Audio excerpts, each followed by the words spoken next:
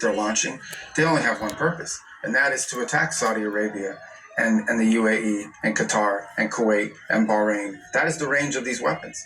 And they have thousands of them. They've built extraordinary numbers of them, and not to mention, their desire to have this nuclear weapon to threaten and blackmail the world with. That will never be allowed to happen. It's too great a risk. What would you consider to be the minimum concession from But you don't have proof about the weapon. Take demonstrable steps. You don't even have proof where the weapons is at. You have no clue where that stuff is at. There are multiple countries in the region that have or will soon have nuclear energy, and they're going to do it through a well-established mechanism that everyone else has agreed to, and that is that you allow imported fuel you import the fuel, and that fuel is used to power up your power grid and provide energy resources for your people. What they cannot have is a system that allows them to quickly weaponize it. They have to stop making all these drones and all of these missiles. We saw recently where they've lied. They said they didn't have long-range missiles, and then they fired two that extended well beyond the range. Because you in a fight now? Just a few days earlier said you can't get in a fight and then worry about how the person fights you. Programs and all of their nuclear ambitions, and if they do that, then Iran's future can be bright. But they have to choose that path, and for 47 years they've refused that path. Iran said it rejects the US demands and is setting its own conditions, such as the financial compensation and also recognition of its sovereignty over the Strait of Hormuz. Are those demands acceptable from an American perspective? Not only is the sovereignty over the Strait of Hormuz not acceptable to us, it won't be acceptable to the world. No one in the world can accept it. Number one, it sets an incredible precedent. So this means that nations can now take over international waterways and claim them as their own. The United States can do that. It's in their country. The Chinese could do it in the South China Sea. No one in the world it's in their country. Should accept that. Let me be frank, very little of American energy comes through the Straits of Hormuz in terms of the energy we rely on. This shit is in their country. The impact that it has on global markets and on our neighbors, especially our allies in the region who produce energy and have to get it out to market. So no country in the world should accept it. The regional countries in the world should accept it. The United States will not accept that condition. It's an illegal condition that they're demanding. That's just not going to happen. Shit, y'all charge us to go over from Philly to New York. What is you talking about right now? To restart the flow of oil and gas into global markets. Are you consider a plan to ensure full control over the entire strait? Well, the Straits of Hormuz will be open. When this operation is over, it will be open, and it'll be open one way or another. It will be open because Iran agrees to abide by international law and not block the commercial waterway, or a coalition of nations from around the world and the region, with the participation of the United States, will make sure that it's open. One way or the other, it's going to be open. Don't nobody want to help you, though. What we're trying to achieve here.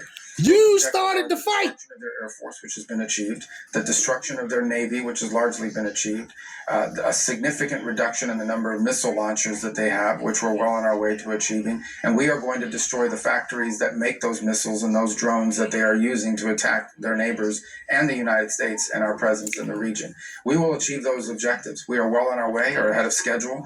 We will achieve them in weeks, not months. And then we'll be confronted with this issue of the Straits of Hormuz, and it'll be up to Iran to decide. And if they choose to try to block the Straits, then they will have to face real consequences, not just from the United States, but from regional countries and from the world. Your regional allies in the region, the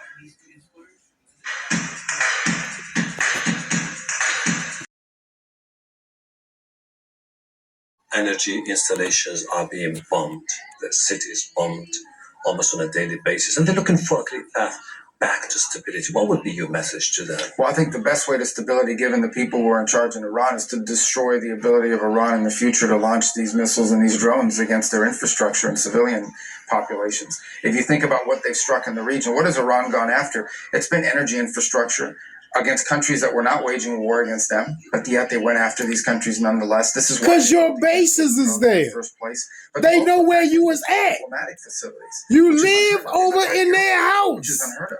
This is what they've done, and this is a weakened Iran.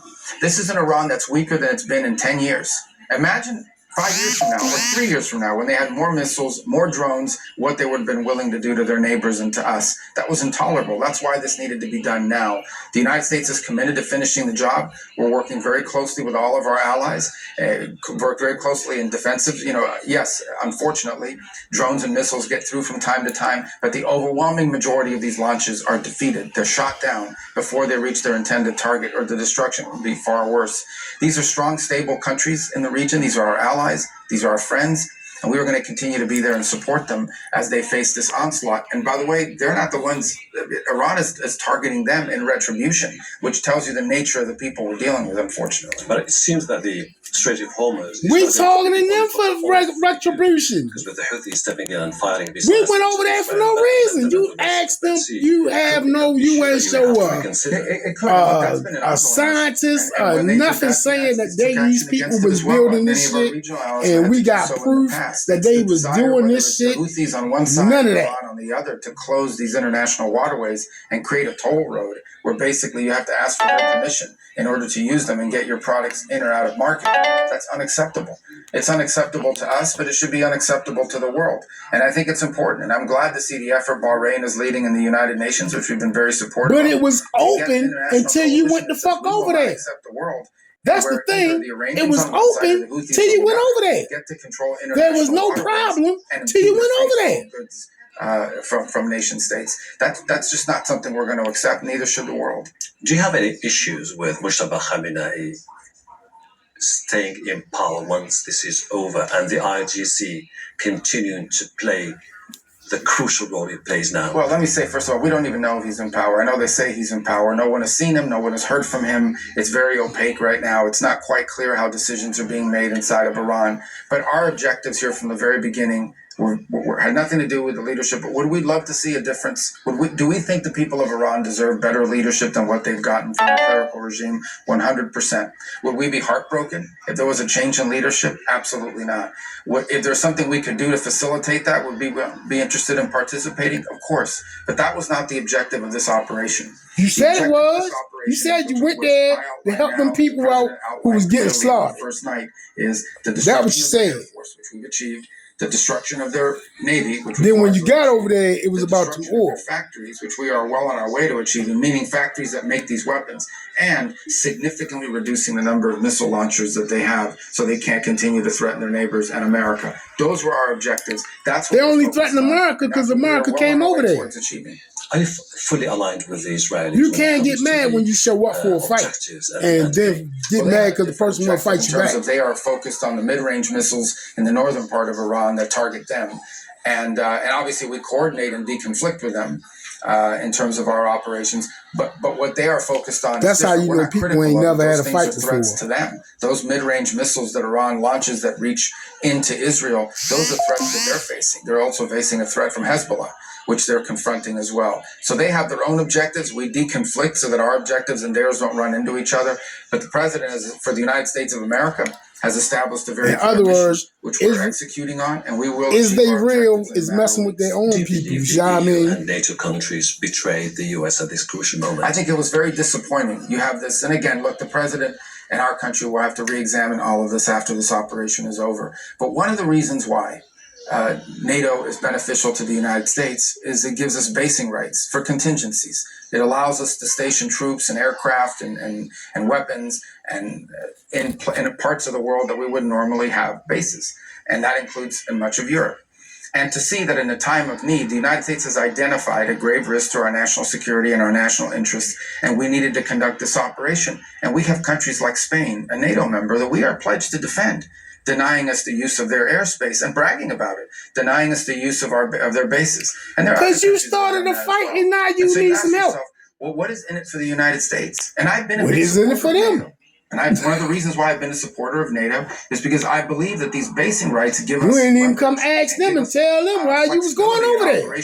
You just went on over there, all willy-nilly. It was just about us defending Europe if they're attacked, but them denying us basing rights when we need them. That's not a very good arrangement. That's a hard one to stay engaged in. Yeah, but you start a fight and then you ask us for help. To be re-examined. We're supposed to defend people, not start shit. It's the US which is sending NATO defends stuff. The US which is planning to disengage from Europe. You started a fight. Which doesn't seem to be really willing to team up with NATO when it comes to moving forward in Europe. And this explains the reason why we have been very cautious dealing with the Americans when it comes to the Strait of Hormuz in particular. Well, if that's what someone in Europe told you, that person's very disingenuous, because the United States has tens of thousands of troops stationed throughout that region, billions of dollars of weaponry staged throughout Europe. All of it there to defend Europe, not to defend America, to defend Europe from attack. Okay, all over. The United States is without. See, it's that tough Tony talk. And everyone recognizes right there. It's that tough Tony talk. If we decided tomorrow that we were going to remove our troops from Europe, that would be the end of NATO. That'd be the end of NATO. That's tough Tony talk. So anyone who said that's why you're over there stranded fighting by yourself. I think they're playing games. At the end of the day, it's very simple. NATO is an alliance, and an alliance means it has to be mutually beneficial. It cannot be a one-way street. Let's hope we can fix it. We'll have time to address it after. Right now, we're focused on this operation. Let's move on to something else. I would like to talk to you about Venezuela after the capture of President Nicolas Maduro. Could you tell us more about your plans for Venezuela in the future? I think it's moving along very well. We said it from the very first day. Venezuela would have been about drugs. I said our hope is number one to stabilize. That's what they told us. We didn't want to see civil war. We didn't want to see Venezuela would have been about drugs. We didn't want to see a mass migration event. They were shipping cocaine over there. What you've seen is that for the first time, I ain't heard about no cocaine since. Now selling their all I heard about is oil in the global market at full market price. And the money is coming back to Venezuela and being spent for the benefit of the Venezuelan people. It's being spent to buy medical goods and equipment. It's being spent to cover the salaries of teachers and police officers and civil servants and people that sanitation workers and things of this nature. So it's a very important part. The second phase, after the stabilization occurs, or concurrent with the stabilization, is a period of recovery in which you try to recover the elements of the country that allow it to prosper and grow. And that is attracting businesses back, creating the kind of stability that bring businesses back. We're seeing that begin to happen.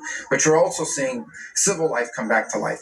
Independent media is now allowed to operate. Political prisoners have been released. Political parties are forming again. People are speaking and participating. We can't even talk. Life. And finally, you want to see a full you transition, because in order to redirect our voting economic potential, it has to have a stable democratic government. You got redlining going on. Invest in that economy because they know that they're protected by laws and courts and legitimacy. So we are well on our way. Shoot protesters. A lot of credit goes to the interim authorities who have assumed this responsibility. We've reopened our embassy. We enter in dialogue with them every single day. We feel very positive about it. Many assume Washington will focus on Cuba next once the war is over in the Middle East. What kind of decisions or policy would you like to see in place for potential regime Russia change? bringing Cuba some oil right now. Cuba, to be honest with you, I mean, Cuba needs. Trump said it's all right with him. Cuba. What I mean by Cuba, I mean it's their regime. The problem Cuba has, it's a very fundamental problem, and they need to understand it. And we've tried to explain it to anyone who will listen. Their system doesn't work. Their system of economics, I can't even describe. And he Cuban. Rubio is Cuban. Real system, and you can't change it unless you change the government. As an example, a week ago they said, "Well, Cuban Americans can now invest on the island. Invest in what?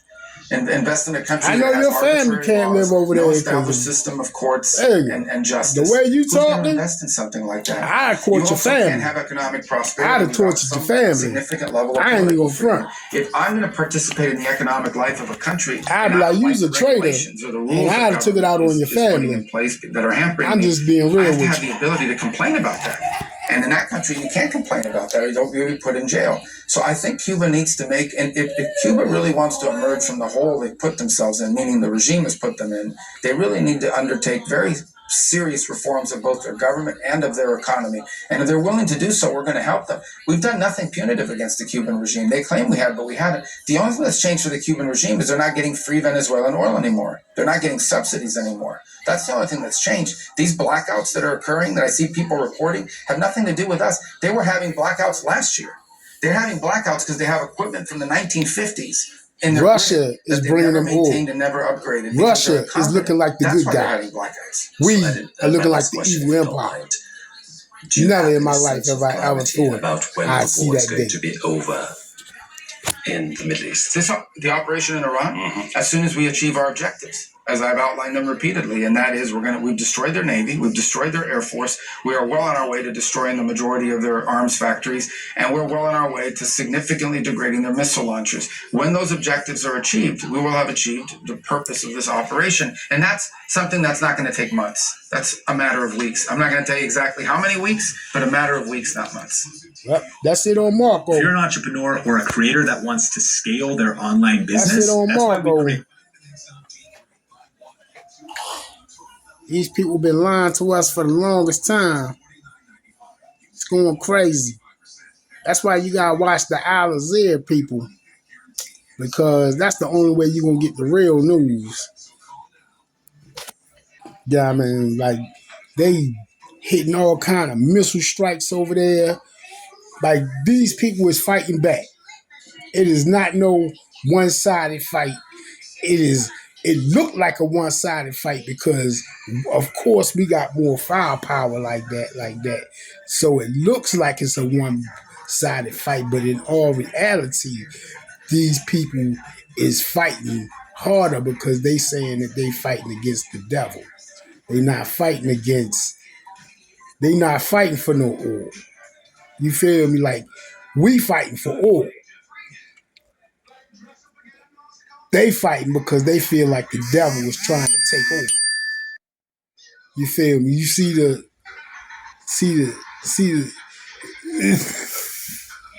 yeah, I mean, you see the two things. Fighting for money and fighting for faith is two different things. You feel me?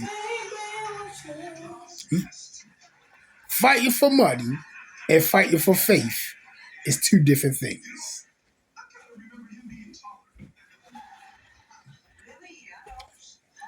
One to get you killed. One you will kill for. Please. Well, really, both of you were killed for, so I can't lie about that one because people kill for money too. So, yeah. So, but people is not too many people willing to die for money though. But people will die about their faith. And that's true. Think about it.